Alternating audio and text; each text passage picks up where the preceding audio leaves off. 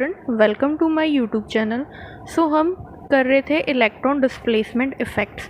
तो दो इफ़ेक्ट्स हमने डिस्कस कर लिए थे लास्ट लेक्चर में, इंडक्टिव इफ़ेक्ट और इलेक्ट्रोमेरिक इफ़ेक्ट। तो third effect is resonance effect और मीज़ोमेरिक इफ़ेक्ट। तो जो केमिकल बॉन्डिंग में मैंने रेजोनेंस करवाया था। रेजोनेंस आप देख सकते हैं कि रेजोनेंस क्या होता है, उसमें प्लेलिस्ट पड़ी है केमिकल बॉन्डिंग की।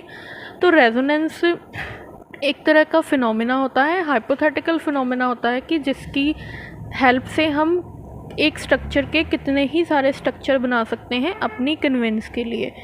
क्योंकि एक स्ट्रक्चर कभी भी उसके प्रॉपर करैक्टर्स एक्सप्लेन नहीं कर पाता। एक स्ट्रक्चर्स के थ्रू हम उसकी सभी प्रॉपर्टीज़ को एक्सप्लेन नहीं कर पाते। इसके लिए हम उसके डिफरेंट स्ट्रक्चर बनाते हैं जिसके थ्रू उसकी सभी प्रॉपर्टीज़ को एक्सप्लेन किया जा सकता है।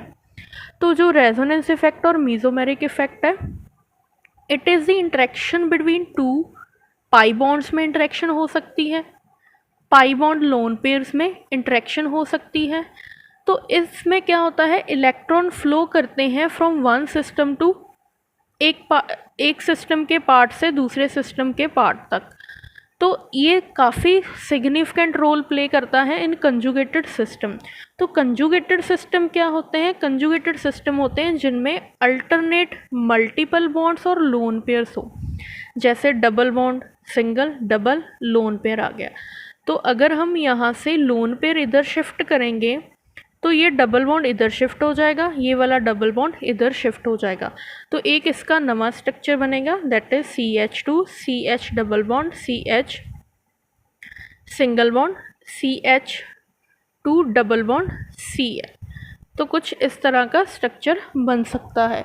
तो इसे हम बोलते हैं रेजोनेटिंग स्ट्रक्चर्स।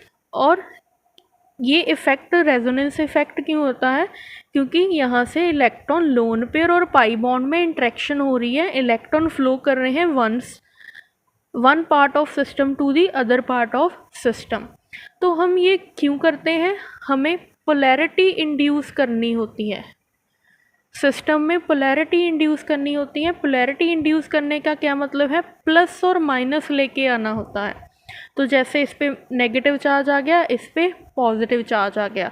तो अगर हम इस पे प्लस माइनस लेके आते हैं तो हमें इससे हेल्प मिलती है कि ये कम्प्लेक्स कौन सी रिएक्शन शो कर सकता है, कि कौन सा अटैकिंग रीजन इस पे अटैक कर सकता है। तो इस तरह ये इफ़ेक्ट वर्क करता है। तो जो रेजोनेंस इफ़ेक्ट होता है या मीज़ोमेरिक इफ़ेक्ट होता है वो टू टाइप्स का होता है। प्लस आर, उसे हम प्लस एम बोल सकते हैं, माइनस आर, उसे हम माइनस एम बोल सकते हैं। तो प्लस टू टाइप्स का है। प्लस आर, इसे पॉजिटिव रेजोनेंस इफेक्ट बोला जाता है। Minus R, negative resonance effect.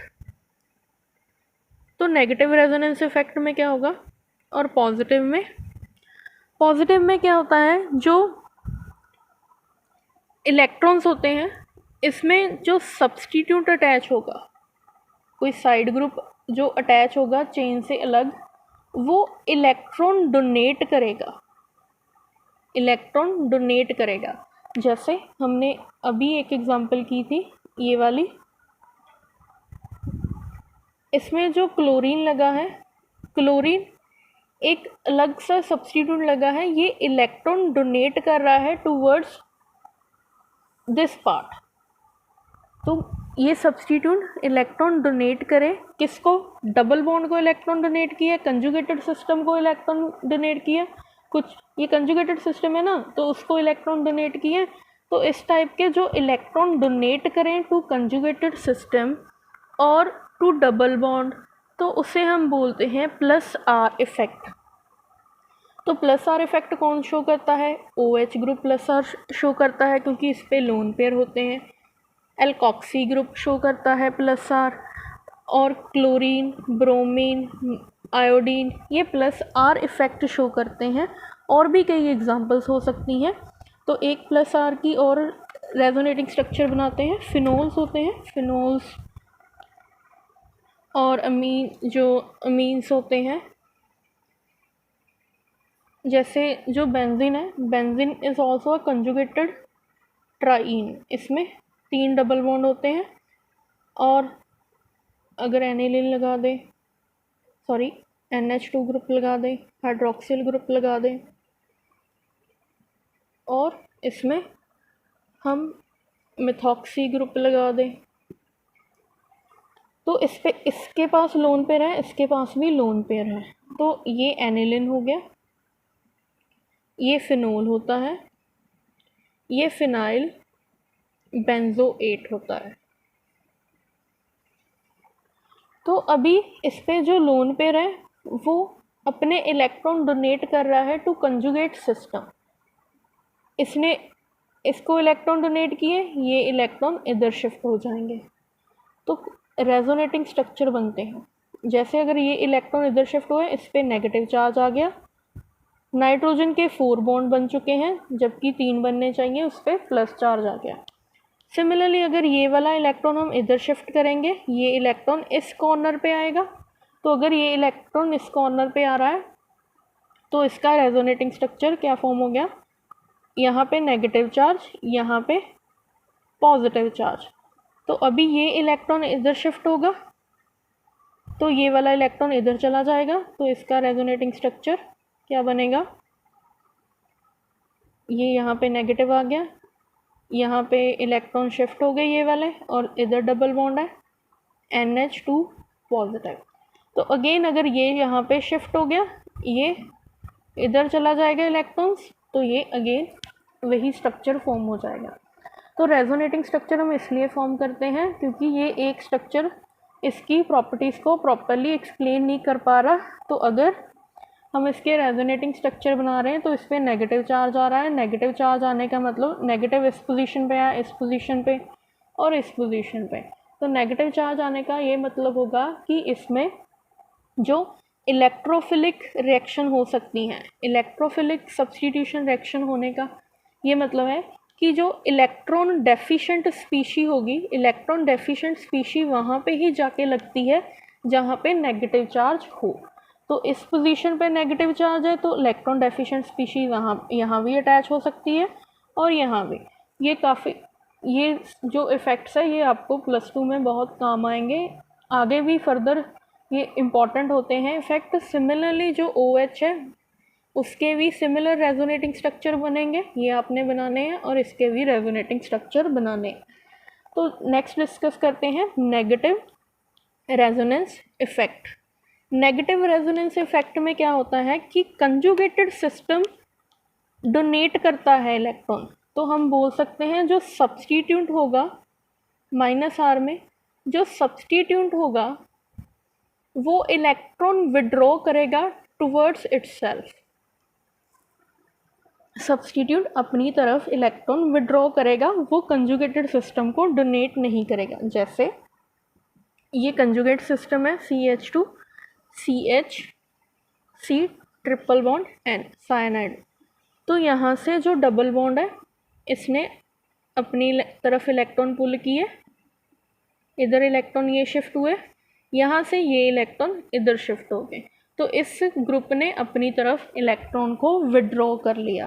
तो जब इलेक्ट्रॉन विड्रॉ किए जाए फ्रॉम डबल बॉन्ड और कंजुगेटेड सिस्टम से, तो उसे हम बोलते हैं -R इफ़ेक्ट। तो जो -R इफ़ेक्ट शो करते हैं aldehyde group, nitro group, ketonic group,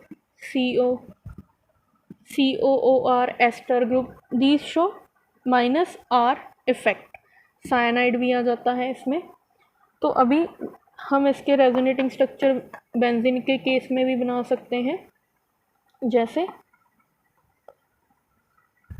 ये बेंजीन है तो NO, ये मैंने नाइट्रो ग्रुप लगाया है NO2, तो इसे हम एक्सपेंड करके ऐसे लिख सकते हैं। ठीक है जी। तो जो इसमें क्या होगा, ये वाले इलेक्ट्रॉन इधर को शिफ्ट होंगे और ये इधर को शिफ्ट होंगे, क्योंकि जो नाइट्रो ग्रुप है, नाइट्रो ग्रुप में मल्टीपल बॉन्ड भी आ रहा है, डबल बॉन्ड भी आ रहा है, और ये ज़्यादा स्ट्रॉन्ग होता है, इसलिए ये अपनी तरफ इलेक्ट्रॉन को पुल कर रहा है। जिन सिस्टम में इलेक्ट्रॉन अपनी तरफ पुल किए जाएं, उन सिस्टम में -r इफ़ेक्ट होता है। तो ये कंजुगेटेड सिस्टम से इलेक्ट्रॉन विड्रॉ किए जा रहे हैं, तो this effect is called -r effect. तो अगर हम इंडक्टिव इफ़ेक्ट और रेजोनेंस इफ़ेक्ट में डिफरेंस देखें तो इंडक्टिव इफ़ेक्ट में सिग्मा इलेक्ट्रॉन की डिस्प्लेसमेंट थी, बट रेजोनेंस इफ़ेक्ट में डिस्प्लेसमेंट है पाई इलेक्ट्रॉन्स और लोन पेयर्स की। तो इंडक्टिव इफ़ेक्ट सैचुरेटेड कॉम्प्लेक्स में होता था, सैचुरेटेड कंपाउंड्स में जिनमें ओनली सिंगल बॉन्ड हो। ये सैचुरेटेड में नहीं होता, ये अनसैचुरेटेड में पॉसिबल होता है। अनसैचुरेटेड कंजुगेटेड सिस्टम जिसमें अल्टरनेट डबल बॉन्ड्स हो। तो इसमें जो जैसे जैसे डिस्टेंस इंक्रीज होता जाता है, इंडक्टिव इफ़ेक्ट की जो स्ट्रेंथ है वो कम हो जाती है, बट इसके केस में लेंथ, जितनी ज़्यादा लेंथ होगी उतना सिस्टम स्ट्रॉन्ग होगा। तो ये था डिफरेंस। इनमें पार्शियल चार्जेस आते हैं, पार्शियल प्लस और माइनस। इनमें पूरे रियल चार्जेस आते हैं, पॉजिटिव और नेगेटिव कंप्लीट चार्जेस आते हैं। तो this is the difference between inductive effect and resonance effect. तो एक लास्ट इफेक्ट रह गया, दैट इज़ हाइपर कंजुगेशन। तो ये इंपॉर्टेंट इफेक्ट होते हैं। हाइपर कंजुगेशन के बाद में कुछ हम रिएक्शन मैकेनिज्म डिस्कस करेंगे। तो ये बेसिक होता है ऑर्गेनिक केमिस्ट्री का। अगर आप बेसिक समझ लेंगे ऑर्गेनिक केमिस्ट्री का तो ऑर्गेनिक आपको ईजी लगेगी। आई होप आपको ये लेक्चर समझ आया होगा। लाइक शेयर सब्सक्राइब करना। Thank you for watching.